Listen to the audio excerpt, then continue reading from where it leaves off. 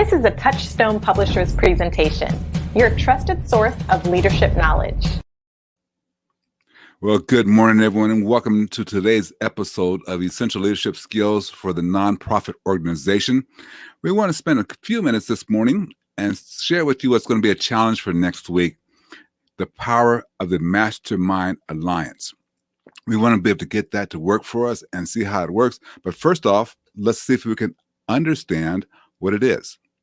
So if you look at the dictionary definition, it's a little bit different than what we are going to be talking about.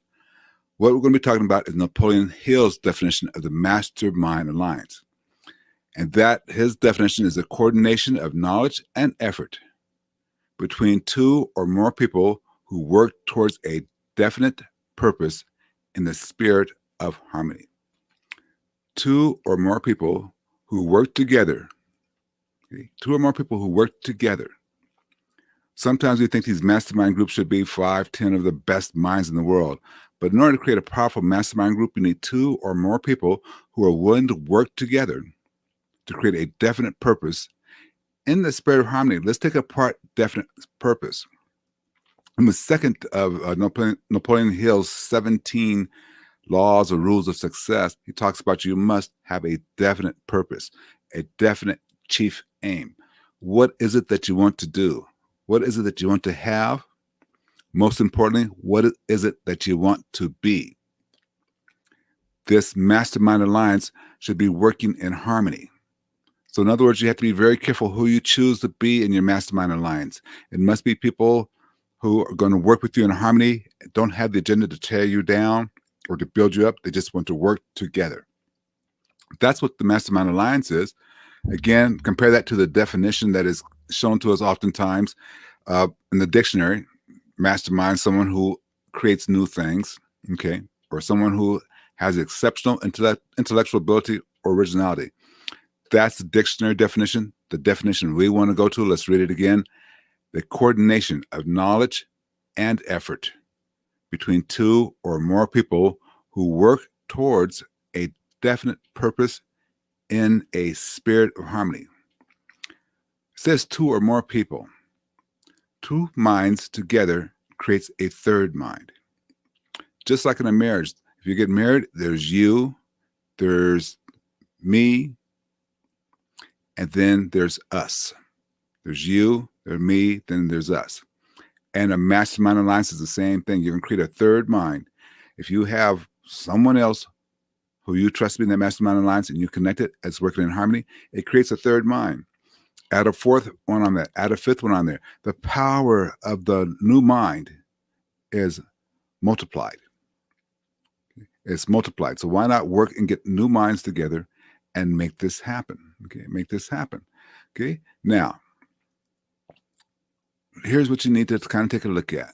If you have two minds working together or more, and you're going to create a mastermind group, this is what I'm going to suggest you do. Okay, I'm going to suggest that you prepare for Monday's challenge of creating a mastermind group. We're going to do 5 days of creating a mastermind group or master alliance group of people that you know, like, and trust that are willing to work with you in a harmonious way. Let's start thinking about how we're going to put that together. Number one, choose your members wisely. Choose your members wisely. Think about who you're getting in there with. Probably doesn't need to be said, but let's say it. Do not choose anybody who is competition for you or possible competition for you.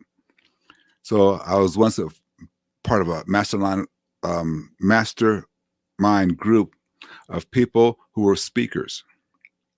Well, that in itself might be useful, except for all of us became in competition with each other. It became a one-upmanship. I did this, I did that, and to the point where we would stretch the truth oftentimes.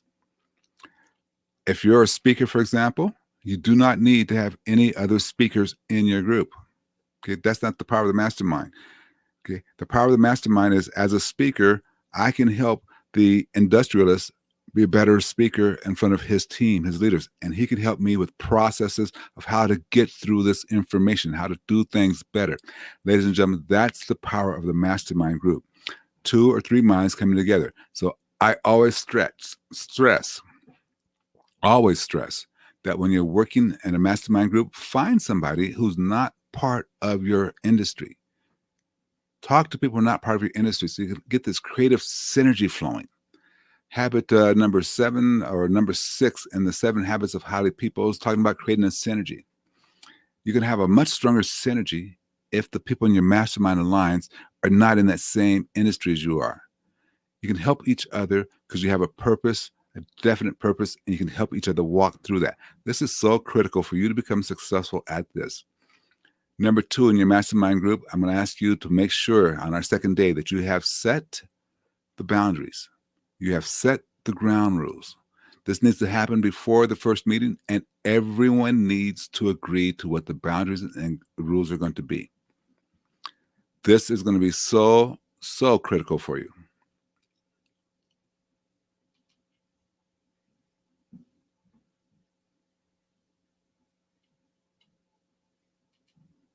So critical for you. Let's make that happen for ourselves. Set the boundaries, set the rules, set everything you need to take place. Third rule, I invite you to have a very clear agenda and structure for each meeting. How often you have the meetings, that's going to be up between you and your Mastermind Alliance, but have a very clear structure and agenda in place. It is no different than the agenda and the structure that you must have for people in your organization when you meet one-on-one with your direct reports or the team meetings. You must have a very clear structure and agenda. So that agenda might lay out things like, okay, who's going to speak today and on what topics, how much time is involved, or how you're going to lay it out. Are you just going to have an open panel-like discussion? These things, you have to kind of get them to be laid out in the right way, okay? The last one here is you have to decide upon a group leader. By the way, if you are paying for a mastermind group, this might be the only way that you pay for it is because you have someone who's a group leader. However, I will put the stipulation on it. If you're paying someone to be the group leader, they're not part of the mastermind. They're just there to moderate, to put the agenda together, to get the notes in and out, to make sure everybody's on the same page. They cannot be part of your group because if they have an agenda there, maybe their agenda is just to get money, create more money by keeping people involved in it. If that's their agenda, this is why you do not pay for mastermind groups. You shouldn't, unless you're paying someone to organize that and put that together. And again, if you're organizing and putting that together with somebody, make sure that they understand that they're not part of the mastermind group. Okay, they're just there to do the administrative work for it. So do that yourself or have your assistant do it. But I do not suggest you go out and pay for that at all. Do not pay for that at all. One last thing when it comes to building this mastermind group. The last thing we want to discuss. In Napoleon Hill's book, he talks about the laws of success. In his book on the laws of success, he talks about the mastermind and how it's a friendly alliance among people to support each other. A friendly alliance among people to support each other. So again, you can't put your competitors in there. You should avoid putting people in the same industry as you. You should look to create synergy and go outside of that and keep in mind that you want to support each other in this group. That's so critical that we get in the habit of supporting each other in this group, okay? So today is Thursday. Monday, let's prepare for a 5-day challenge. I'm putting together a powerful, useful mastermind group. I think we'll find it's very, very powerful, very, very useful. I appreciate you taking the time with us today. Monday begins the challenge. You'll find information about the challenge on Twitter, on Facebook, the Science of Goal Setting Science of Goal Setting page. You'll find videos about it on the YouTube channel. We're going to have a 5-day challenge for you to put together a mastermind group that's super powerful, that'll help you achieve your goals way faster than what you thought. Have a great 3 days.